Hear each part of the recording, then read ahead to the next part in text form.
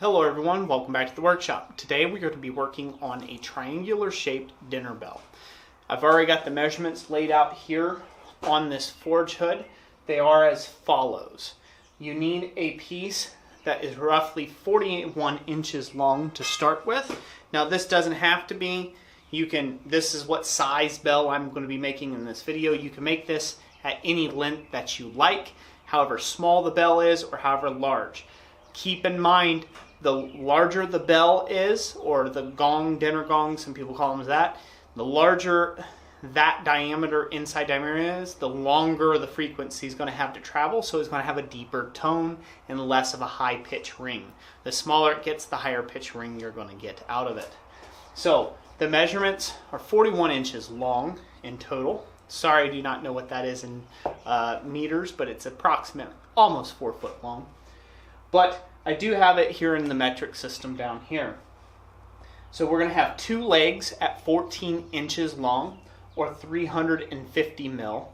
And then we're going to have our third and final leg off of this triangle or dinner gong here at 325 mil. So it's approximately 1 inch shorter than all the rest of them. So the final leg is 13 inches or 325 mil. So hopefully that makes sense to you. Out of the 14 inch end of the bar, we are going to take and draw out our actual hook that we will hang it from a piece of cordage. Next, we will work on the clacker. The clacker itself, that's what you'll ring the actual bell with. It's going to be starting with a piece of 5/8 inch or 16 millimeter round diameter by 10 inch long or 250 millimeter long round bar stock. That's what we will start with that. But we will work with we will go ahead and work on the dinner gong first, and then we will go ahead and move on to the clacker. So I really hope you enjoy this video. And also, if you're interested and you're still watching at this point in time before we get into it, my wife has created a Blacksmith's cheat sheet. And what it is essentially it is a cheat sheet of all the search engine optimization, SEO, tags, things like that to take and help you rank your listings in the search engines on Google. So this will work on Etsy, on Google, on your own website. It'll work on Amazon, things like that. These are the top searched keywords and things like that. There'll be a link in the description where you can find that, and I'll also put a card right here that you can go and take a look at that. It'll be a handy resource of information for you. So without further ado, let's get to smithing.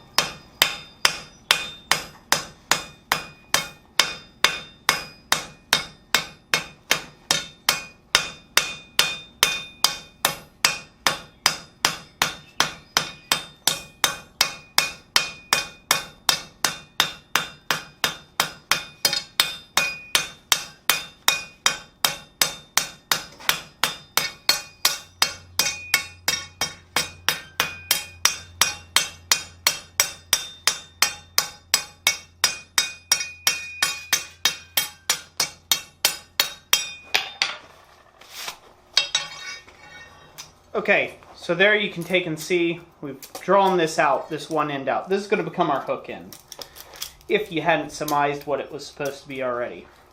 Let me get a measurement on this. So this here should be about 4 inches, and it is. So we drew out about a 4-inch long taper. So that is 100 mil long. So 100 mil long is what you're looking for, about a 4-inch taper off the end of the bar. Now you want to make sure that this end that you're doing, you're drawing out the 14-inch leg, not the 13-inch leg. Okay? Or the 350 mil leg, not the 325 mil leg. You want to make sure you draw out the 350 mil leg. You need that extra length there. So now after this, you'll just go into your standard hook operation. You'll bend this into the hook that you want to take and see, and that's fairly easy. But I'm going to stop and make a suggestion. You don't want to do this right now. You want to put in your fuller grooves first. So that's going to be our next step. The way that we will be doing that, we'll be taking this little bottom fuller that I've made in a previous video. Again, I'll put a card right about here, and the link will be in the description on doing this little fuller tool. This is essentially a 1-inch wide or 25 mil round bar stop. And what we're going to do is we're going to take and find our little fuller notch, and we're going to aim for about dead center of this bar on that, and we're going to hammer that down flat. That's going to allow us to take and give us a place where this will easily bend. It'll be more of like a kink than it will be an actual smooth bend. Now you don't have to do this. You can do this in the vise, and you can just bend a corner. Just try to keep your little mark right in the center of it. So we'll do that on that part there, and then we'll do it here as well. And then we'll be ready to take and bend this up. Once we get it bent up, then we know our orientation of our hook. So we won't have any twisting in it. It'll stay right in line. And so we'll just roll this off into the eye of the dinner bell.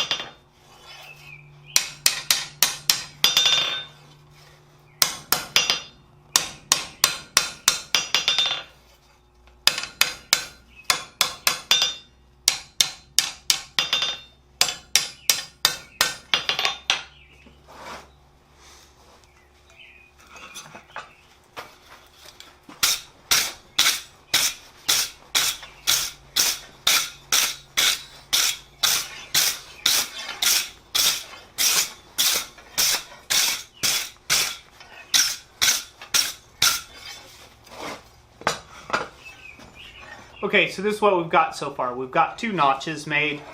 They're both on the same side of the bar, which is incredibly important, and that they're fairly square, and we've got our taper. So now we can go ahead and start bending this up. We will start bending this up with our 13-inch side, or our 325 mil side.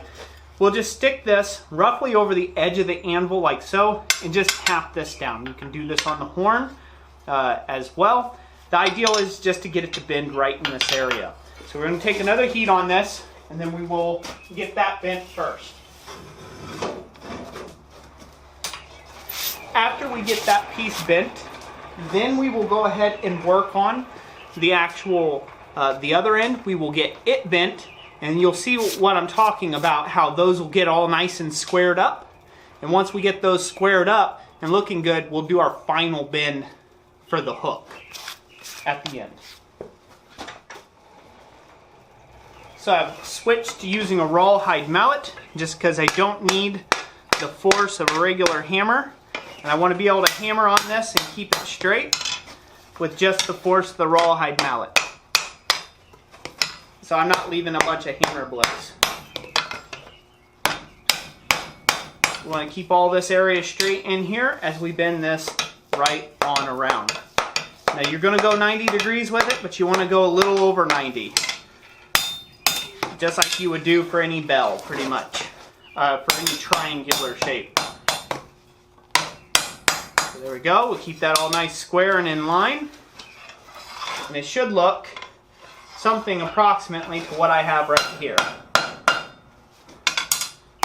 Said, the better job you keep of this square as you go around, the better off this will turn out. We'll just take that just over there. And I think that looks pretty good to me. Straighten that out. And looks like we're looking good. So now I can go ahead and give that just a little bit of a wire brushing. Now that's cooled down below scaling heat. Give that a good brushing. And there you go. There you have it. So there's one side. Now we will go ahead and heat up this end and go ahead and get it bent up to it. Now obviously, if you're following along or you're fairly astute, you're going to understand that this is going to be really hot. So how are we going to be able to form the little hook? Well, we're going to have to wait for it to cool down. Let it cool down naturally. It's better than shocking it by trying to quench it. We'll just let it cool down naturally, and then once it's cooled down naturally, we'll bend this on around while holding this end of the triangle. And as this gets shorter, it'll actually be easier to manipulate.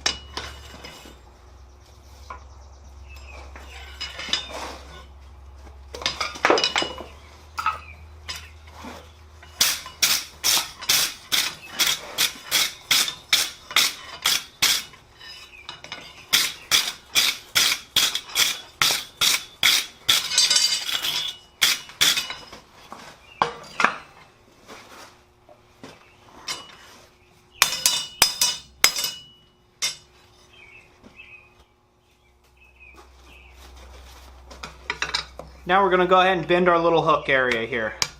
Start at the back of it here, right up where they come close to one another, and just bend it right on around. Now you can get as elaborate with this as you like. I just like to get fairly simple and make a very simple hook, nice and elegant, just enough that it can hold a rope. I also like to use the rawhide mallet on this point in time as well. It just kind of helps you not have to put any undue hammer marks on the piece I like. I like to leave stuff with as few hammer marks as possible. Again, it depends on your particular style and what you find attractive to your own ironwork. So, there we go. That all straightened out. Now we'll go ahead and give it a brush.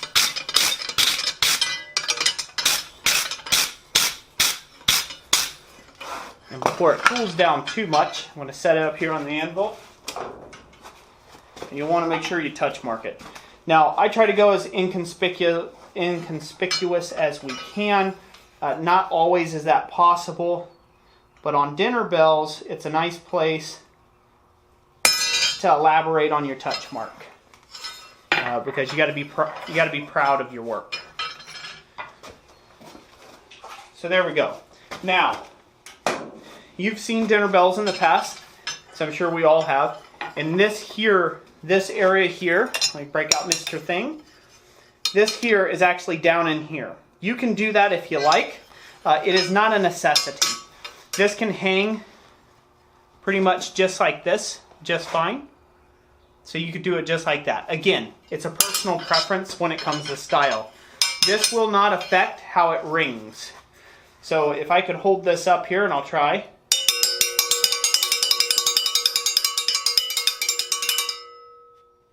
So you can tell that it has quite the nice ring to it already. Again, really nice. The larger the bell, the more it'll project and things like that. The main important part of a dinner bell is that you do not get this space here too close together. You don't want these to knock together. You want this thing to vibrate. You want it to reverberate. So if this is touching here, it'll actually kill the noise of your dinner bell. So leave a gap in here. I like to see approximately about 5/8 of an inch or 16 millimeter of gap in between those. So I'm going to call it for this video. This video's went on long enough for this. Please check in on part 2 where we'll actually forge the clacker itself. That can be a whole video in of itself.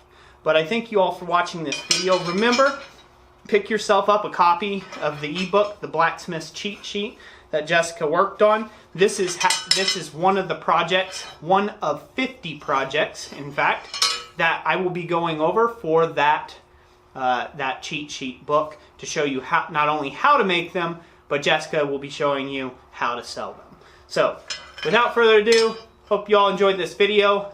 Like I always say, God bless you, and we will catch you on the next one.